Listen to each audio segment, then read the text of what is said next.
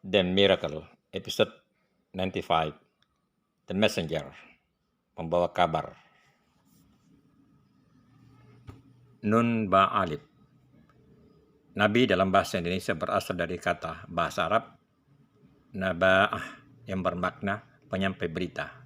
Jadi pada dasarnya Nabi adalah pembawa berita tentang hari akhir, hari yang kita tuju pasca kematian. Dalam sejarah para nabi asli, tidak ada yang meminta upah kepada umatnya ataupun bertujuan untuk mendapatkan imbalan duniawi. Inilah membedakan dengan nabi palsu yang mengharapkan imbalan keuntungan dan ketenaran.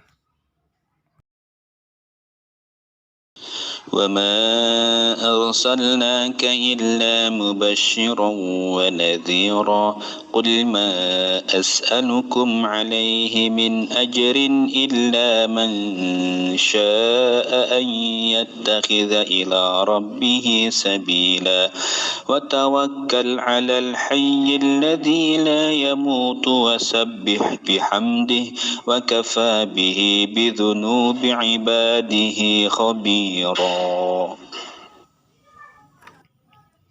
Dan tidaklah kami mengutus kamu, ya Muhammad, melainkan hanya sebagai pembawa kabar gembira dan pemberi peringatan. Al-Furqan 5:6. Katakanlah, aku tidak meminta upah sedikit pun kepada kamu dalam menyampaikan risalah itu, melainkan mengharapkan kepada Tuhan, orang-orang yang mau mengambil jalan kepada Tuhannya. Al-Furqan 5:7.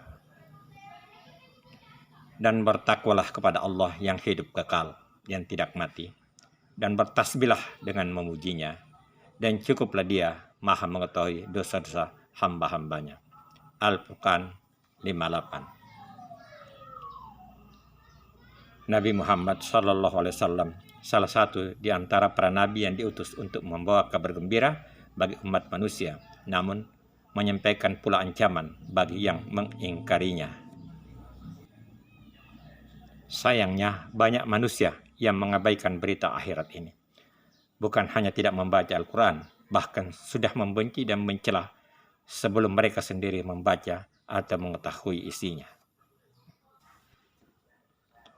Bagi yang jujur dan cerdas, tentu akan membaca Quran, dan sangat banyak di antara yang membaca dan mempelajari akhirnya bersyahadat. Namun, ada pula yang tidak.